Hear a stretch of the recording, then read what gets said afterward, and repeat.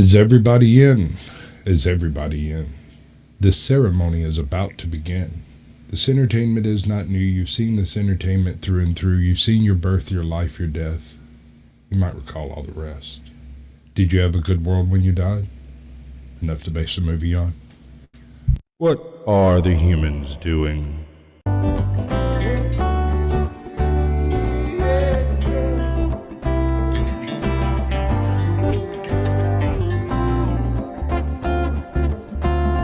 Do you think you're ready? Can you handle the truth?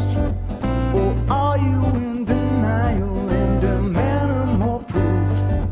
They demonstrate in real time how they're spinning you lies, but no one pays attention, no one opens their eyes. They walk around like zombies with their head in the mobiles, signaling their virtues with a pick on their profile, yeah.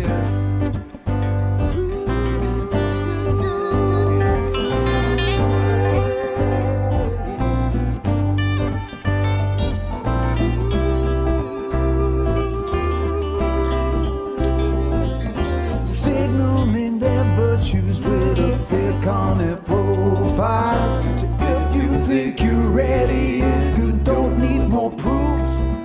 Conspiracy deniers are denying the truth.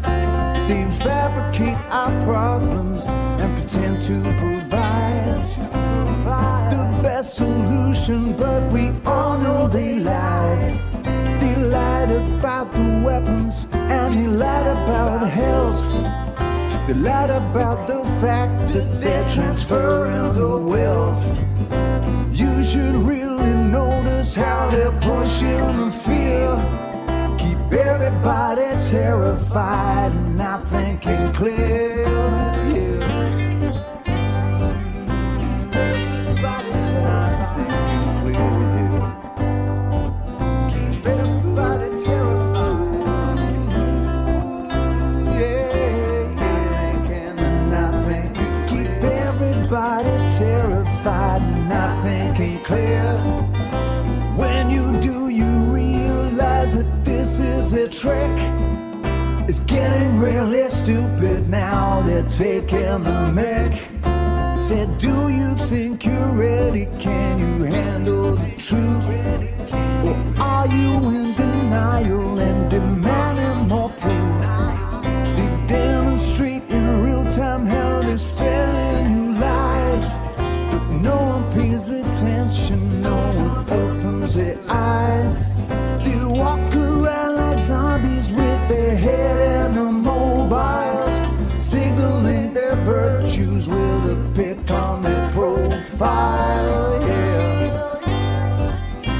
Signaling their virtues on their profile. Make me suck the sushi off this stick. 3, 2, 1. And here we go. On my own, here we go. If you're looking for the guilty, you need only look into a mirror. The communists declared that the real differences among our people constituted the weakest and most vulnerable point in our social fabric. It's MAGA country. This is no hoax, ladies and gentlemen. I urge you to run for your lives while you can. We're not making this up just so we can take over the world. The old dinosaur media isn't dying, it's dead. We are the new media. This is our world now. Lay down and die. Peace was never an option. So if we don't step up and win this culture war, then who the fuck will? Let's wake the fuck up! We're gonna get naked. No. I'm locked in here with you. You're locked in here with me. It's what you've been waiting for. Be the one we need. Do not come. I'm gonna come. Global industrial complex. Yep. Uniparty. Do I really look like a guy with a plan? The point is to destroy Western civilization from within using Maoist technique. So therefore you have to vote for me. I don't know. This is probably the dumbest thing I've ever heard. Hey. Woke is Marxism, evolved to attack the West. 3!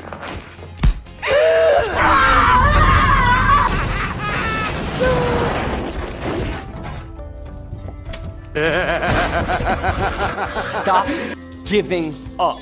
It's only just begun! Now! Do it! Yes, you can! I'm gonna do what's called a pro gamer move. Just do it! Are people bitching about that? Some people. Of course they are. Oh, fucking A. All right, got it. Yeah, too fucking bad. All right. Yeah.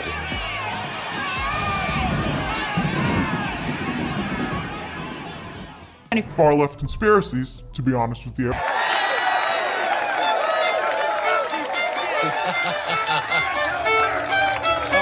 Ain't no single entity going to swoop in and save the day. You are going to be continuously let down if you place all of your hope into one individual. Instead, look inside and look around.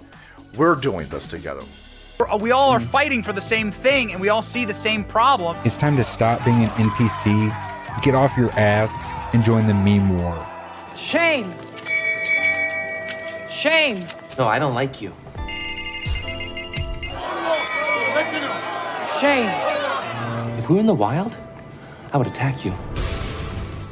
I'm sick of it, man. I'm fucking sick of it. I will not do it again. Thank you. I wonder how many people feel exactly the same way. Yeah.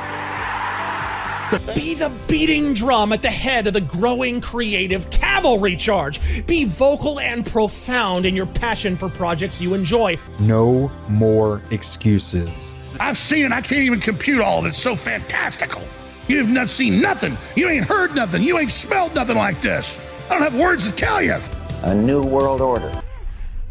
We are in the beginning of a mass extinction. Some of you may die, but it's a sacrifice I am willing to make. Hey, wait a minute. You control population, you destroy the family, and then you you sow division. You don't need a destination when you're running on an omnidirectional treadmill. Are we ready for a new world order? You'll never defeat the human spirit. You'll never defeat God. You'll never win. Pray that he is watching. Against all the evil that hell can conjure, all the wickedness that mankind can produce, we will send unto them only you. On my own, here we go. Fuck this shit, I'm out. Alright then. I don't know what the fuck just happened, but I don't really care. I'ma get the fuck up out of here. Fuck this shit, I'm out.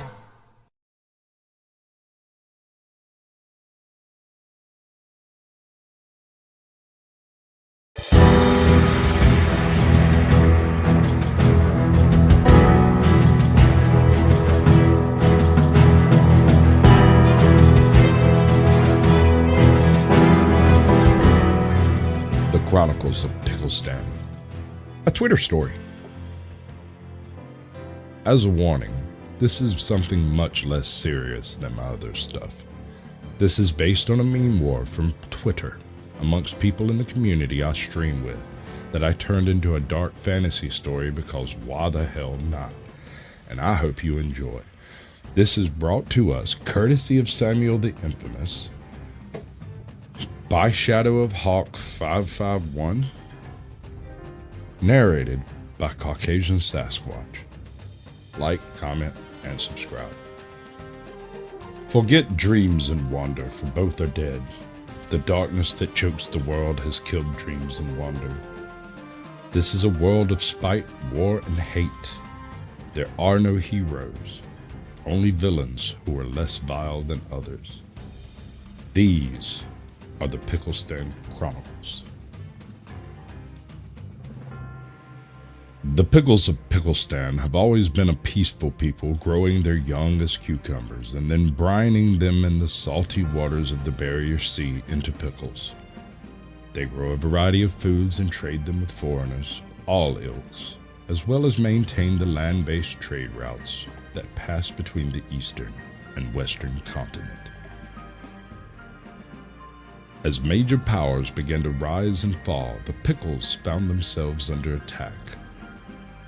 Seaborne raiders from the anti-libertarian Marines, swamp-living witches, and heathens coming up from the south, and savage blonde-haired men with fur pelts and cowhide shields coming up from the lowlands to their southeast.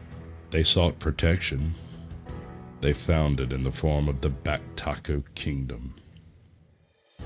The Pickles, having no real theology before this, began to praise the king of Back-Taco Kingdom, Dermy Wormy, as their defender and savior. They would offer up choice members of their civilization as a gift to the Back-Taco and erected great pyramids in his honor, their memory and praise, their protector. Eventually, the Back-Taco Kingdom, through hook or crook, pacified the tribes of Shock to its south, the lands of Adam to its north, and in some dark and unknowable pact, aligned the game land of Anna to its banner. This growing threat brought fears to the city-state of Hadouken, a growing industrial power in the region that made use of steel and steam to exert its will on otherwise tribal savages within its bounds. Its leader, Paul of the House Hadouken, sought out allies. He found them in the green-haired leader of the anti-liberal Marines, Tiff, and the many times cursed dirty T-Rex fucker Ryan. Through Ryan, he secured an alliance with the swamps, as for some unknown reason, the infamous deity of the swamps, Samuel, was the hetero life partner of the T-Rex fucker. Battle was had in the kingdom of the potatoes, when the great king of those peoples, Fractured Filter, was driven from his capital by the armies of Pocahontas, or, as she was known to her enemies, the dreaded Melee K. On the fields of Tuber, Fractured Filter joined the Power Couch Nation, a union of disparate factions against the dreaded foe of the Back-Taco Kingdom. And the following day, the armies of Dermy marched into view. Steam-belching tanks with steel hides were surrounded by potatoes that were furious at being driven from their homes. The flanks were guarded by T-Rex riding savages whose leader, Rex Ryan, led from the front. Interspersed behind the line were druids, cultists, and witches of Samuel, guarded by their throngs of savage heathens covered in vines and snakeskins, all wielding long knives or bare fists for battle. These dark-hearted savages were commanded by the demon Kohai Masochist and the dread knight Larry, two of the most loyal retainers of the infamous, who had yet to take the field. On the opposing side were the armies of the Back-Taco Kingdom. The flanks were held by the kangaroo-riding Drusina of Gameland, their queen Anna standing upon her war chariot drawn by Herculean-sized snow leopards. Beside the flanks forming the bullhorns, their people were so known for, were the tribes of Shock, men with skin only slightly less white than those of the Gameland, with hair blonde like gold and armor and shields of thick animal hides from the beasts they hunt and butchered in the lowlands of Shock. Their preferred weapon, barbed spears for bringing down the great beasts of the lowlands, were forged with Gameland steel, a sign of the loyalty between the two nations. And for a reason unknown to the king of the Back-Tacos, the warriors of Shock would stink of the mint leaf. The core of the army were the oppressed peoples that had been broken under the Back-Taco. Tribesmen who only knew how to work iron and bronze. Adams, a race of identical-looking men that reproduced by sporing, who refused to bow to Dermy, were thrown either to the Back-Taco or to the war effort. The Adams were as endless as their suffering. And most numerous were the Pickles, a people who had no knowledge of warfare, yet made grand fodder for their numbers. Those that were war slaves were ones that had spoken against the Back-Taco, and they were to be used as arrow fodder by Pocahontas in the name of the Back-Taco. The core around the Back-Taco king Dermy were dressed in lamellar armor of a variety of colors. with great two-handed curved blades, or arquebuses of a far northern make at the ready.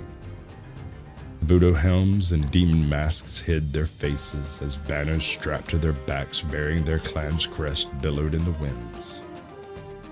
And at the center of it all, raised upon a foul and gross temple throne, was the Back Taco King himself, Dermy Wormy.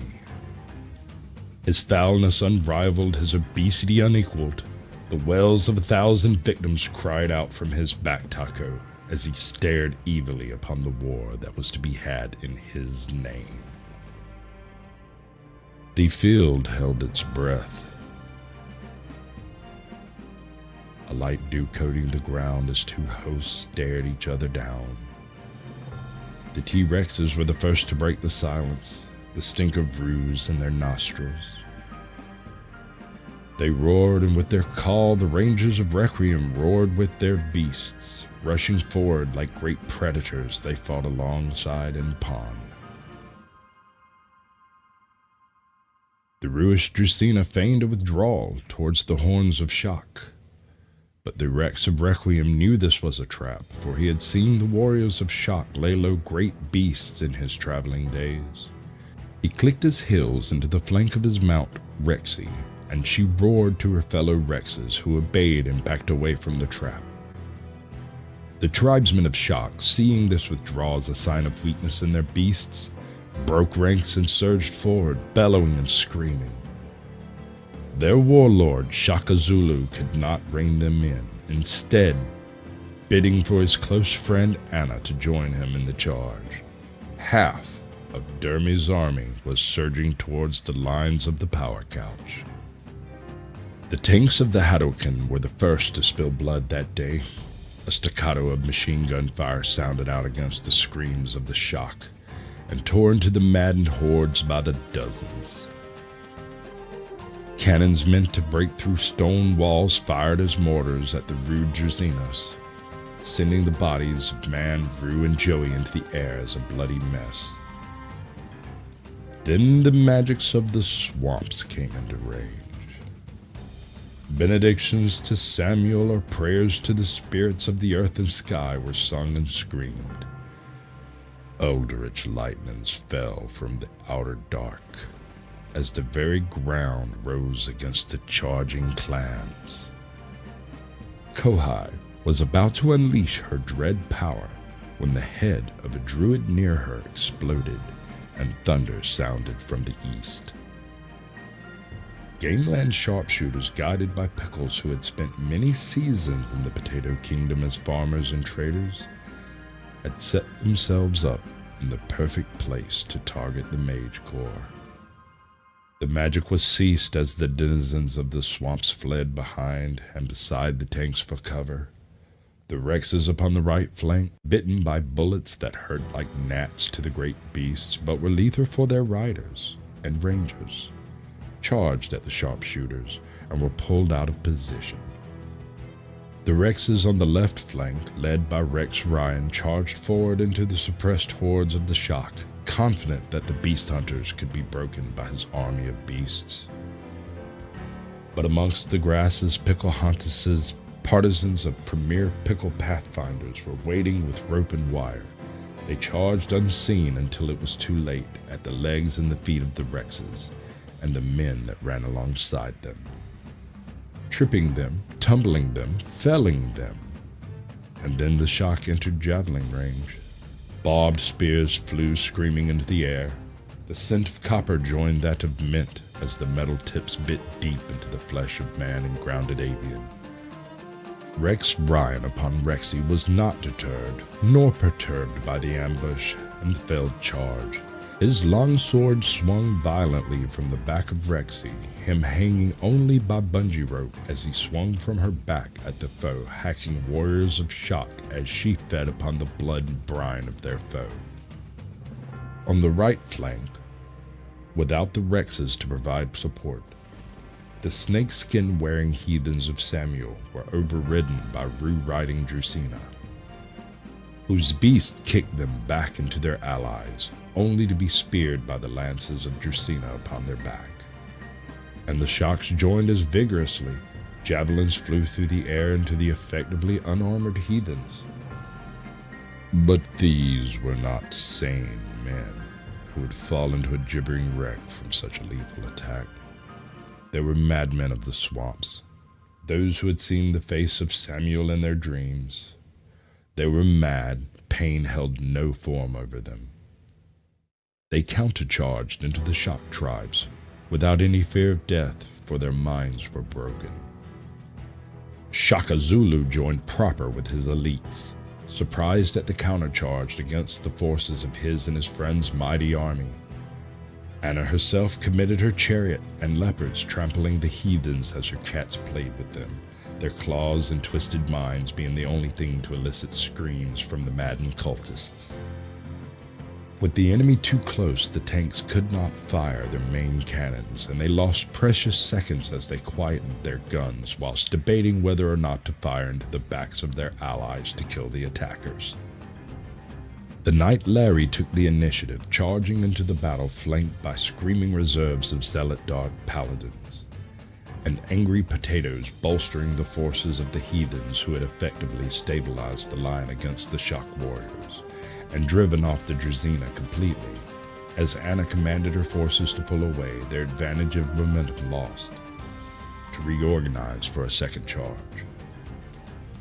Within the command bunker, President General Paul of the Great and Glorious House Hadouken watched the battlefield shift and move on his battle map, his aides and spotters moving pieces to represent up-to-date information. Comms using simplistic line-of-sight radios were seen as the radio operators coordinated the crews of the tanks.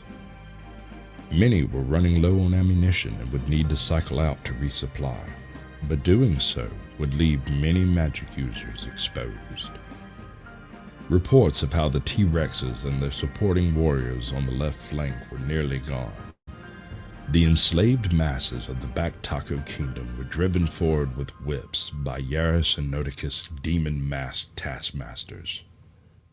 Despite the woe for the power couch, there was enough room for Rex Ryan to rally his T-Rex riders and his rangers into something of a formation.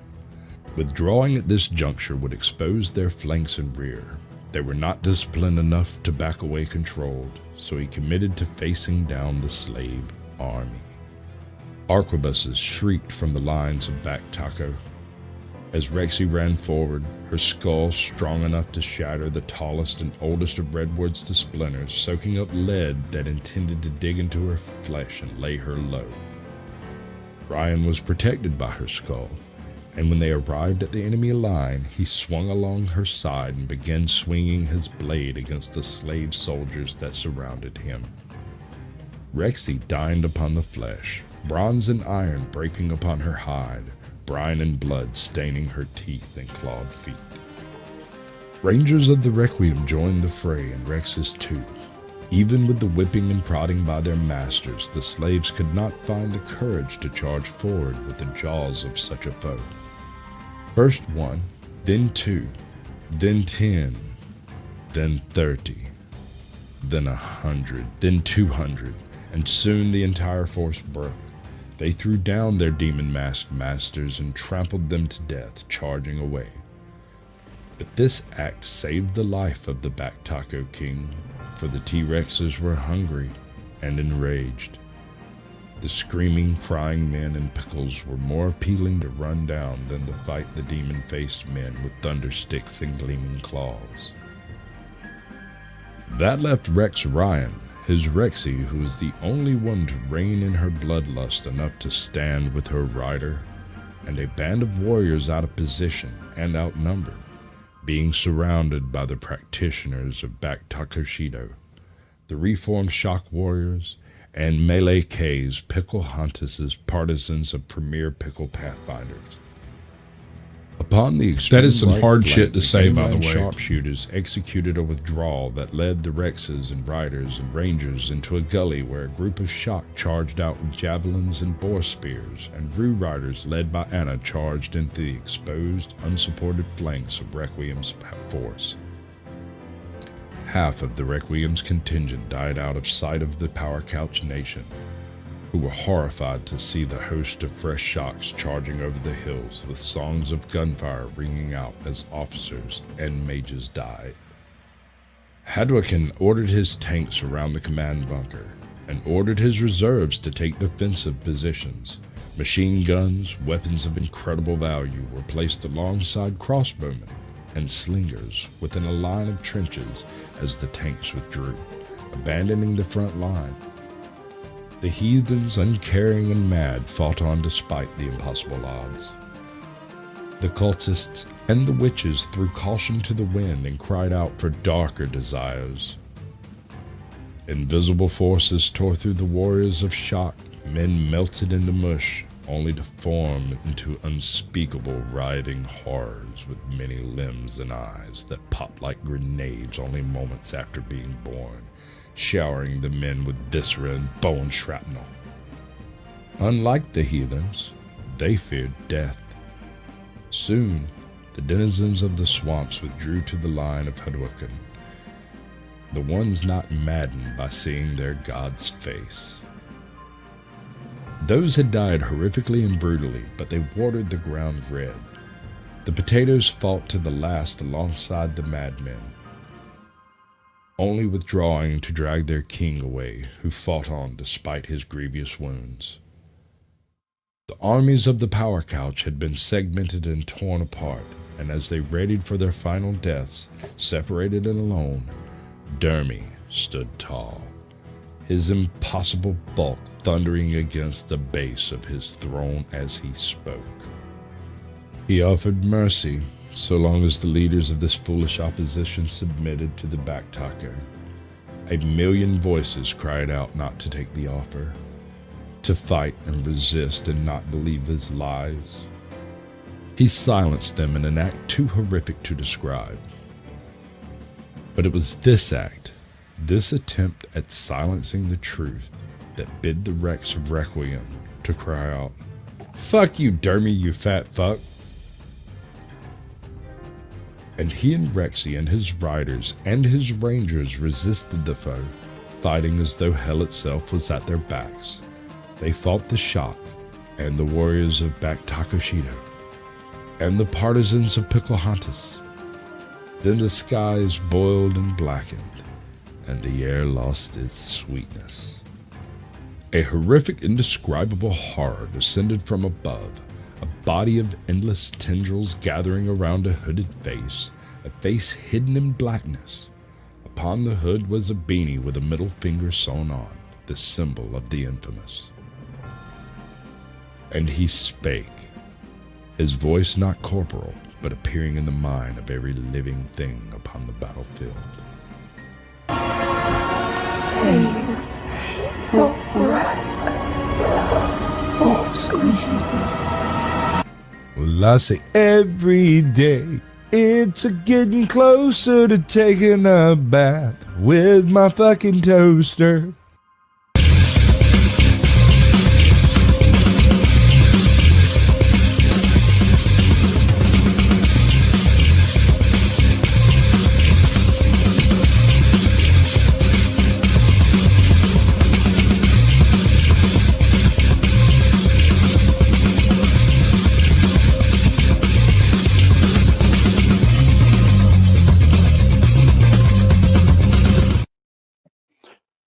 Greetings, welcome, and salutations to the, and I just jacked that all up, but you'll have to forgive me.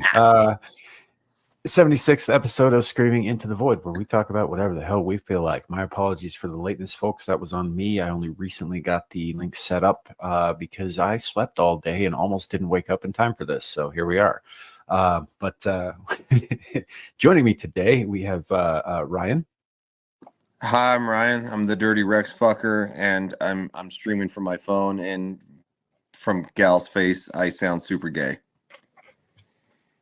Okay. It is true. To the enemies of the Power Couch, a horde of horrific and impossible shrieks sounded from the void.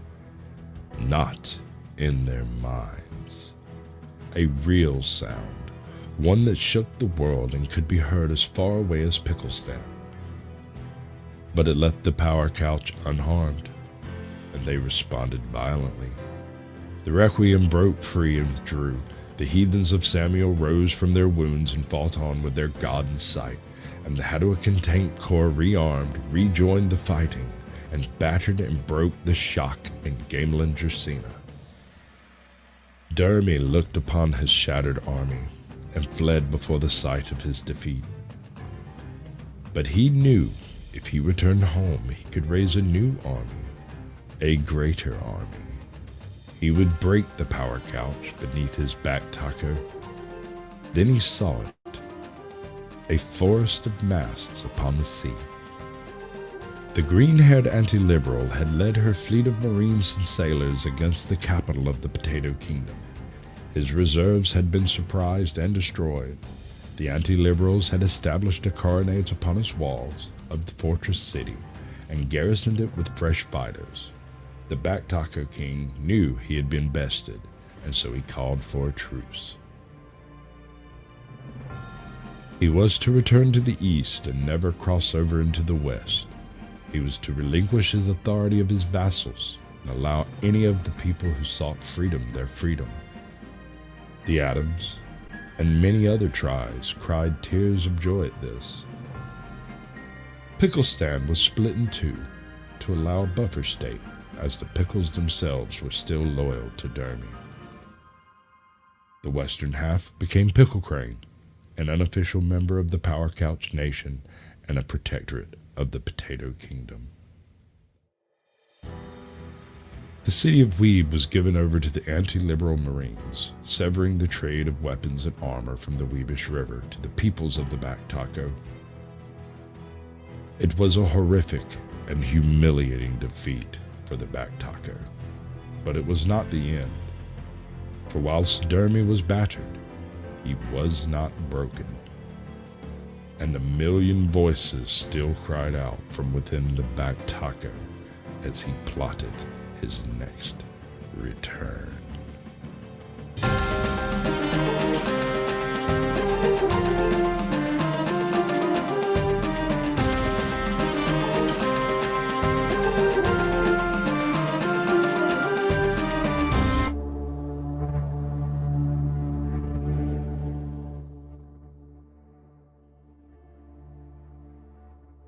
Ladies and gentlemen, class of 99, wear sunscreen.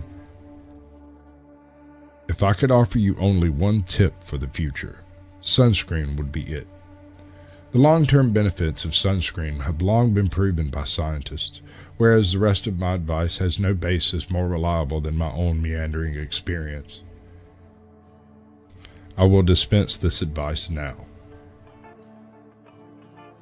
Enjoy the power and beauty of your youth. Oh, never mind, you will not understand the power and beauty of your youth until they faded. But trust me, in 20 years, you'll look back at your photos of yourself and recall in a way you can't grasp now how much possibility lay before you and how fabulous you really looked. You are not as fat as you imagine. Don't worry about the future, or worry, but know that worrying is as effective as trying to solve an algebra equation by chewing bubblegum. The real troubles in your life are apt to bring things that never crossed your worried mind. The kind that blindside you at 4 p.m. on some idle Tuesday. Do one thing every day that scares you. Sing.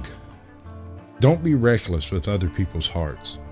Don't put up with people who are reckless with yours. Floss. Don't waste your time on jealousy. Sometimes you're ahead, sometimes you're behind. The race is long, and in the end, only with yourself. Remember compliments you receive. Forget the insults. If you succeed doing this, tell me how. Keep your old love letters. Throw away your old bank statements. Stretch. Don't feel guilty if you don't know what you want to do with your life. The most interesting people I know didn't know at 22 what they wanted to do with their lives, and some of the most interesting 40-year-olds I know still don't. Get plenty of calcium. Be kind to your knees. You'll miss them when they're gone. Maybe you'll marry, maybe you won't.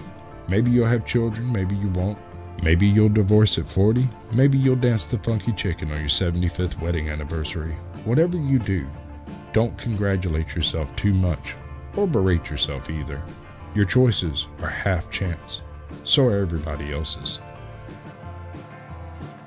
Enjoy your body. Use it every way you can. Don't be afraid of it or what other people think of it. It's the greatest instrument you'll ever own. Dance. Even if you have nowhere to do it, but in your own living room.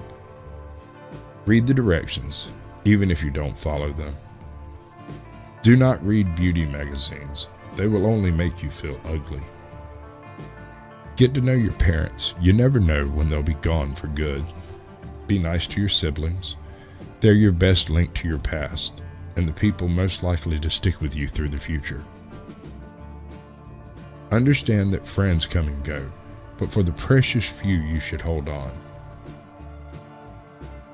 Work hard to bridge the gaps in geography and lifestyle, because the older you get, the more you need the people you knew when you were young. Live in New York City once, but leave before it makes you hard. Live in Northern California once, but leave before it makes you soft. You should travel. Accept certain inalienable truths. Prices will rise, politicians will philander, you will get old, and when you do, you'll fantasize that when you were young, prices were reasonable, politicians were noble, and children respected their elders. Respect your elders. Don't expect anyone else to support you. Maybe you have a trust fund, maybe you'll have a wealthy spouse, but you never know when either one might run out. Don't mess too much with your hair, or by the time you're 40, it will look 85. Be careful whose advice you buy, but be patient with those who supply it. Advice is a form of nostalgia. Dispensing it as a way of fishing the past from the disposal, wiping it off, painting over the ugly parts, and recycling it for more than it's actually worth. But trust me on the sunscreen, that's a fact.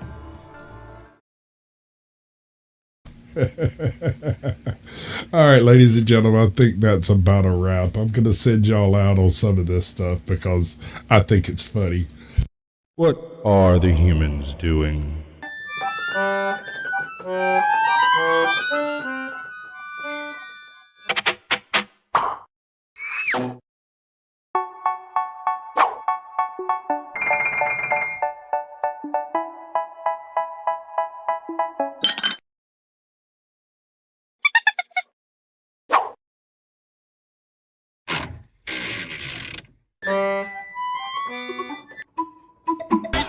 Yeah, let's make it a beautiful day.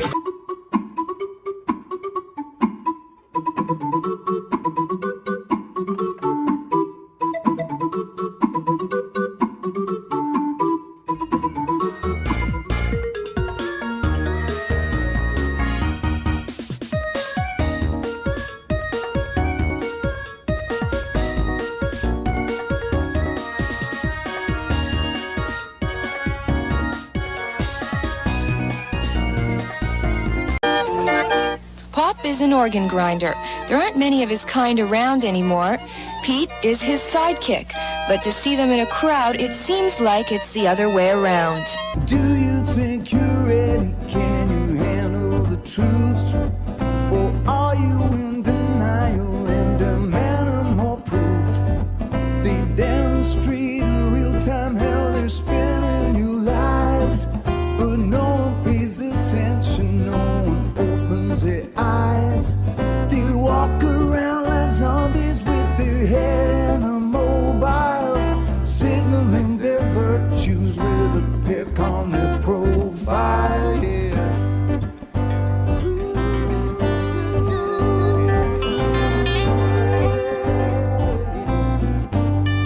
Although I still wouldn't recommend experimenting with them.